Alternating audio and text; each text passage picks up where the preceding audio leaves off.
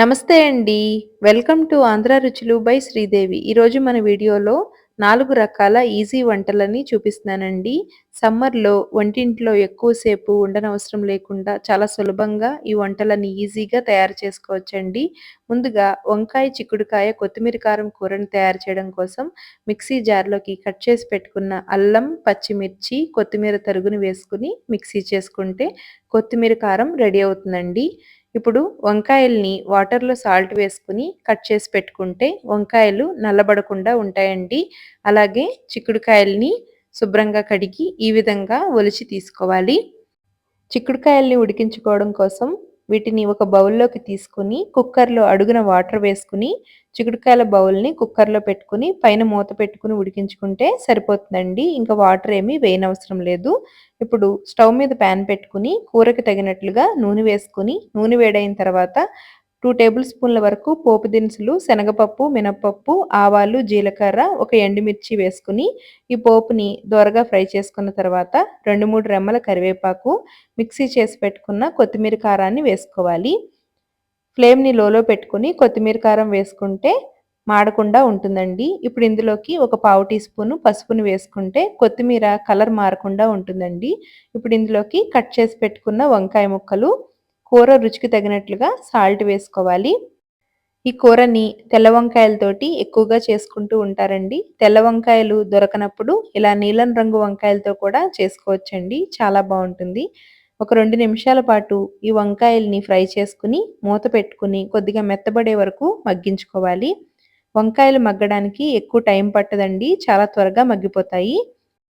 ఈ కూర వండుకునేటప్పుడు రోజు కంటే 2 ముద్దలు ఎక్కువగానే తింటారండి. అంత రుచిగా ఉంటుంది.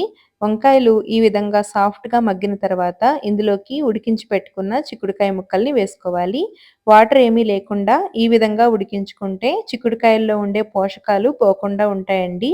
ఇప్పుడు ఈ చిక్కుడుకాయల్ని వేసుకొని బాగా కలిసేలాగా కలుపుకోవాలి. ఇందులో ఓన్లీ పచ్చిమిర్చి కారమే ఎక్కువగా వేసుకుంటాం కాబట్టి, మీరు తినగలిగే విధంగా కారాన్ని చూసి వేసుకోవాలి. ఇలా మొత్తం అంతా బాగా కలిసేలాగా కలుపుకొని, మూత పెట్టుకొని ఒక 2 నిమిషాలు సిమ్‌లో పెట్టుకుంటే కూర బాగా మగ్గి టేస్ట్ బావుంటుందండి. ఒక చిన్న రిక్వెస్ట్ అండి. మీలో ఎవరైనా ఫస్ట్ టైమ్ మన ఛానల్‌ని చూసినట్లయితే, ఛానల్‌లో ఉండే మిగిలిన వీడియోస్‌ని కూడా ఒక్కసారి చూసి, వీడియోస్ మీకు నచ్చినట్లు అనిపిస్తే లైక్ చేసి, షేర్ చేయడం మర్చిపోకండి. ఈ విధంగా 1, 2 నిమిషాలు కూరని కలుపుతూ మగ్గించుకుంటే చాలా బావుంటుందండి. అంతేనండి.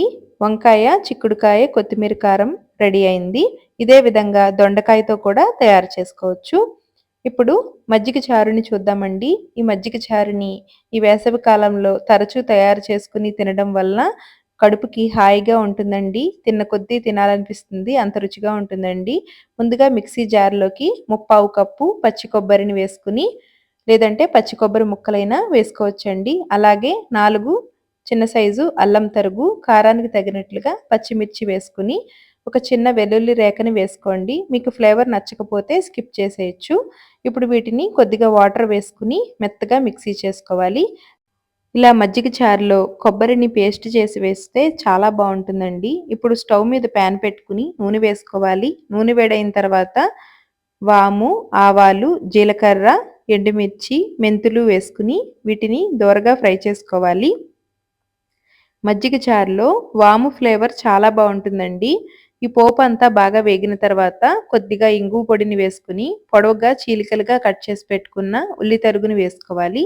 అలాగే ఒక రెమ్మ కరివేపాకు వేసుకొని ఒక నిమిషం పాటు ఉల్లి తరుగుని ఫ్రై చేసుకోవాలి. మరీ ఎక్కువసేపు ఉల్లిపాయల్ని ఉడికించనవసరం లేదండి.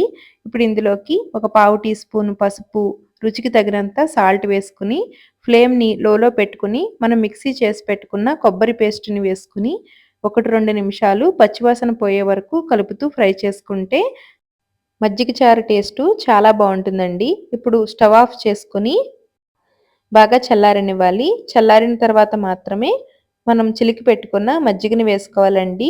వేడి మీద ఎప్పుడూ మజ్జిగని వేడి చేయకూడదండి. అలా చేసినట్లయితే మజ్జిగ విరిగిపోతుంది. ఈ విధంగా మజ్జిగని ఎటువంటి గెడ్డలు లేకుండా చిలికిన తర్వాత చల్లారిన ఈ కొబ్బరి మిశ్రమంలో వేసుకొని కలుపుకుంటే చాలా చాలా బావుంటుందండి. ఇలా ఒకసారి డెఫినెట్‌గా ట్రై చేయండి. ఇప్పుడు చివరిలో కొద్దిగా కొత్తిమీర తరుగుని వేసుకొని కలుపుకుంటే చాలా బావుంటుందండి. అన్నంలోకి ఈ మజ్జిగ చారుని కలుపుకొని, పక్కన సైడ్ డిష్‌గా ఏదైనా ఫ్రై నలుచుకొని తింటే చాలా బావుంటుంది. తప్పకుండా ఇలా ఒకసారి డెఫినెట్‌గా ట్రై చేయండి. ట్రై చేసి ఎలా వచ్చిందో కామెంట్ చేయండి. ఇప్పుడు క్యారెట్ కొబ్బరి ఫ్రైని చూద్దామండి. ఈ క్యారెట్ కొబ్బరి ఫ్రైని ఇలా ఒకసారి ట్రై చేసి చూడండి. క్యారెట్ అంటే ఇష్టం లేని వాళ్ళు కూడా చాలా ఇష్టపడతారు. ముందుగా స్టవ్ మీద పాన్ పెట్టుకొని నూనె వేసుకోవాలి. నూనె వేడైన తర్వాత 2 టేబుల్ స్పూన్ల వరకు పోపు దినుసులు, శనగపప్పు, మినపప్పు, ఆవాలు, జీలకర్ర, ఇంకా ఎండుమిర్చి, దంచిన వెల్లుల్లి, కొద్దిగా ఇంగుని వేసుకొని ఈ పోపుని దోరగా ఫ్రై చేసుకున్న తర్వాత ఇందులోకి 2 రెమ్మల కరివేపాకుని వేసుకోవాలి. అలాగే చిన్న చిప్ప కొబ్బరిని ఈ విధంగా ఫైన్‌గా కొబ్బరి కూర కింద తయారు చేసుకొని వేసుకోవాలి. ఫ్లేమ్‌ని లోలో పెట్టుకొని 1 నిమిషం పాటు ఫ్రై చేసుకొని పెద్ద హోల్స్ ఉన్న గ్రేటర్ వెంపు క్యారెట్‌ని ఈ విధంగా తురుముకోవాలండి. చిన్న చిన్న హోల్స్ వెంపు తురుముకుంటే క్యారెట్ ముద్దగా వచ్చేస్తుందండి. అప్పుడు ఫ్రై పొడి పొడిలాడుతూ రాదు. అలా కాకుండా పెద్ద హోల్స్ ఉన్న వెంపు తురుముకుంటే ఈ విధంగా పొడి పొడిగా వస్తుందండి. ఇప్పుడు ఇందులోకి పావు టీ స్పూన్ పసుపు, ఫ్రైకి తగినట్లుగా సాల్ట్ వేసుకొని 2, 3 పచ్చిమిర్చిని ఈ విధంగా ముక్కలుగా కట్ చేసుకొని వేసుకోవాలి. ఫ్లేమ్‌ని లో టు మీడియం ఫ్లేమ్‌లో అడ్జస్ట్ చేసుకుంటూ ఫ్రై చేసుకుంటే క్యారెట్ త్వరగా వేగిపోతుందండి. ఎక్కువ టైం పట్టదు. ఈ ఫ్రై ఉత్తిగా అయినా తినేయొచ్చండి. అంత బావుంటుంది. మూత పెట్టకుండా మధ్య మధ్యలో కలుపుతూ ఈ విధంగా ఫ్రై చేసుకుంటే పొడి పొడిలాడుతూ వస్తుందండి. క్యారెట్ ఉడకడానికి అస్సలు టైం పట్టదు. చూసారు కదండీ! ఎంత పొడి పొడిలాడుతూ వచ్చిందో. టేస్ట్ కూడా చాలా బావుంటుంది. ఇలా ఒకసారి ట్రై చేయండి. పిల్లలు చాలా ఇష్టపడతారు. అంతేనండి. క్యారెట్ కొబ్బరి వేపుడు తయారైంది. ఇప్పుడు క్యాబేజీ కూరని చూద్దామండి. క్యాబేజీని ఈ విధంగా కట్ చేసుకొని రెడీ చేసుకోవాలి. క్యాబేజీని ఉడికించుకోవడం కోసం ఒక బౌల్‌లోకి తీసుకొని చిన్నగా కట్ చేసి పెట్టుకున్న అల్లం తరుగుని వేసుకుంటే క్యాబేజీ ఉడికేటప్పుడు వచ్చే వాసన తగ్గుతుందండి. ఇప్పుడు ఈ బౌల్‌ని కుక్కర్‌లో పెట్టుకొని ఉడికించుకుంటే ఎటువంటి వాటరు వేయనవసరం లేదు. ఇప్పుడు స్టవ్ మీద పాన్ పెట్టుకొని నూనె వేసుకోవాలి. నూనె వేడైన తర్వాత పోపు దినుసులు, ఎండుమిర్చి, పచ్చిమిర్చి, కరివేపాకు వేసుకొని కొద్దిగా ఇంగుని కూడా వేసుకొని పోపుని బాగా ఫ్రై చేసుకున్న తర్వాత కొబ్బరి కూరని ఈ విధంగా ఫైన్‌గా తురుముకుని వేసుకుంటే చాలా బావుంటుందండి ఈ కూర. ఇప్పుడు ఇందులోకి పసుపు వేసుకొని 1 నిమిషం పాటు ఫ్రై చేసుకోవాలి. ఈ కూరని బయట ఫంక్షన్స్‌లో ఎక్కువగా చేస్తూ ఉంటారండి. ఇప్పుడు ఇందులోకి ఉడికించి పెట్టుకున్న క్యాబేజీని వేసుకోవాలి. నేనిక్కడ ఫ్రోజన్ గ్రీన్ పీస్ తీసుకుంటున్నానండి. మీరు పచ్చి బఠానీలతోటి కనుక ఈ కూరని చేసుకోవాలనుకుంటే ముందుగా వాటిని నానబెట్టుకొని, ఉడికించుకొని, ఆ తర్వాత కూరలో కలుపుకోవాలండి. ఇప్పుడు ఇందులోకి రుచికి తగినంత సాల్ట్ వేసుకొని, మీడియం ఫ్లేమ్‌లో పెట్టుకొని, 1 నిమిషం పాటు ఫ్రై చేసుకుంటే చాలా చాలా బావుంటుందండి.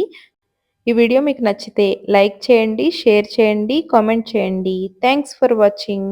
బాయ్.